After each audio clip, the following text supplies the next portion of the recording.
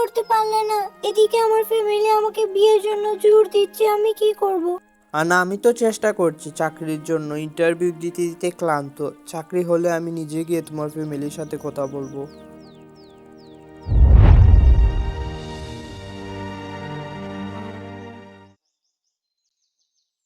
রোহান, আমার ফ্যামিলির বিপক্ষে গিয়ে তোমার সাথে সম্পর্ক রাখা সম্ভব নয়। আই এম সরি রোহান, তুমি প্লিজ আমার সাথে যোগাযোগ করার চেষ্টা করো না। মানে এসব কি বলছো তুমি? একটু আগেই তো এখানে ছিলে, আমাদের এতদিনের সম্পর্ক, তুমি এটা করতে পারো না? আনা, কথা শুনো, তুমি তোমার বাবার সাথে কথা বলো। আনা। আনা, এটা করে তুই অনেক ভালো করেছিস। ছেলেটা লন্ডনে জব করে অনেক টাকা পয়সা, তোর কোনো সমস্যা হবে না। রুহানের তো একটা চাকরিও ছিল না।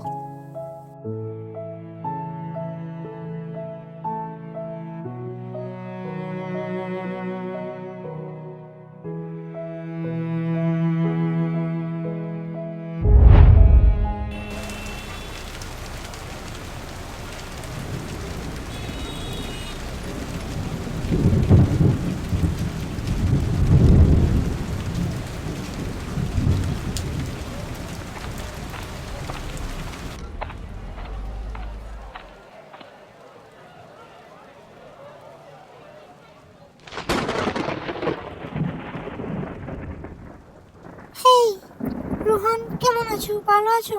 অনেকদিন পর। আমি ভালো আছি, তুমি কেমন আছো? তোমার পরিবারের সবাই কেমন আছে? তোমার স্বামী, তোমার শ্বশুর বাড়ির লোকজন? হ্যাঁ, সবাই ভালো আছে। আনা, তোমার মনে আছে যেদিন আমাদের প্রথম দেখা হয় সেদিনও এরকম বৃষ্টি হয়েছিল? অবশ্যই এটা তোমার মনে থাকার কথা না? তুমি সেদিন মিথ্যে বলেছিলে না যে তোমার ফ্যামিলি আমাদের সম্পর্কটা মেনে নেয়নি, তুমি ইচ্ছার বিরুদ্ধে বিয়েটা করছো?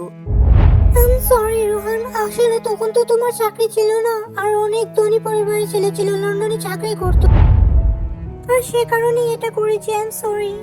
ওকে, আই হ্যাভ টু গো।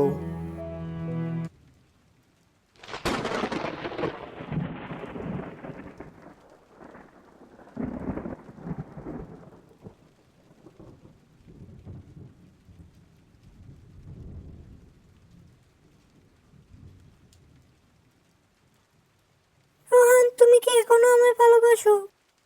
না, আমাকে এখন যেতে হবে, আই হ্যাভ টু গো। আমার অনেক কাজ আছে। সে আমাকে অনেক মারধর করে, কিন্তু চাইলেও এটা তোমায় বলতে পারবো না।